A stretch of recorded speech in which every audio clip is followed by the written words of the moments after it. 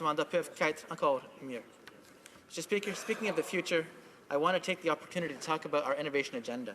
Our budget puts billions of dollars into social, transport, and green infrastructure. Our investments in scientific research are finally back on after years of having a creationist Minister of Science. We understand the importance of research, of science, of being truly progressive. Progressive, Mr. Speaker, comes from progress. Progress, Mr. Speaker, is a forward or onward movement. Moving forward is what we do.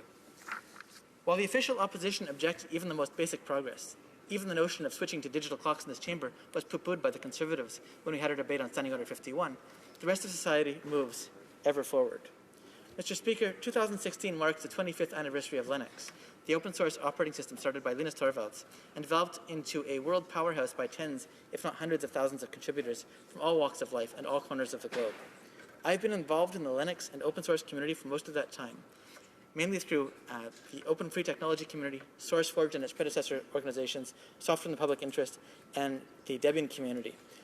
And it symbolizes to me what a community can do when it works together. Indeed, DebConf 17 will take place next year in Montreal, and it's an excellent and concrete example of what that looks like. While we in rural Canada are still trying to figure out how to reduce packet loss on our TCP over smoke signal internet connectivity and our UDP over carrier pigeon cell phone service, the rest of the world is not waiting. Amazon, Google, and Facebook built their empires on Linux. Linux now runs 498 of the world's 500 fastest supercomputers, only one of which is in Canada. Even Microsoft recently finally joined the Linux Foundation this fall.